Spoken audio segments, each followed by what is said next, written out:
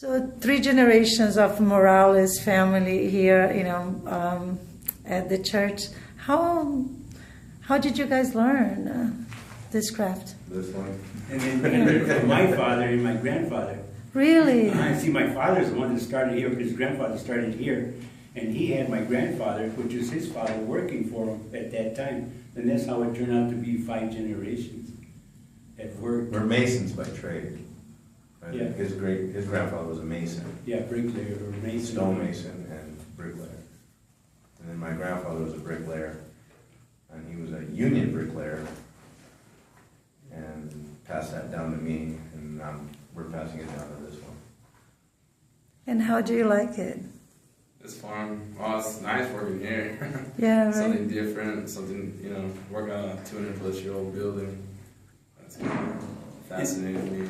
And then in restoration work, you have to have a lot of patience. And that's where the young comes in. A lot, when you're young, you don't have the patience that you do when you get older. Mm-hmm. And that comes with experience and age.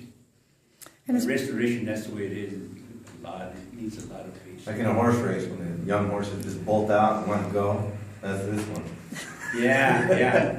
And we were all there, but as you work on this, there's times where you can't, as much as you want to go that way, you can't. It won't let you because it'll cause more damage in some areas. So you have to take it a little more time and be a little more delicate with it because of the vibration and the damage it can cause if you're not careful. And especially because this place is a tourist attraction, so we gotta kind of be careful with tourists around, visitors, and be, have a lot of safety.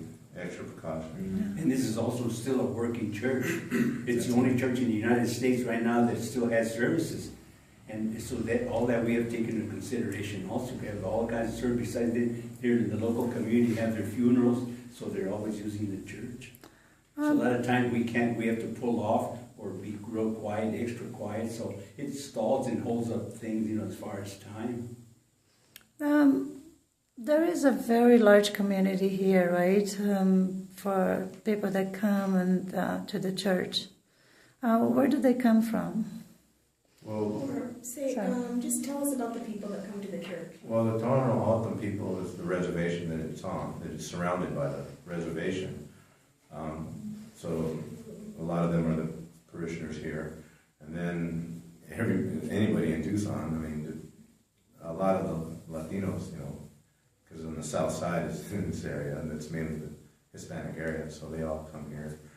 And then anybody, really. Everybody The community here, the Indians here, is right around 6,000 people. And then you have the other parishioners, like Danny was saying, is that they're in the surrounding areas, non-Indian, but they live, around the area. And this is the only church that's close to them, as far as Catholic Church. So that's why you have a lot of local people here. And then you get the winter visitors from New York and all back east. They come here. When it's snowing real bad. Yeah, we're in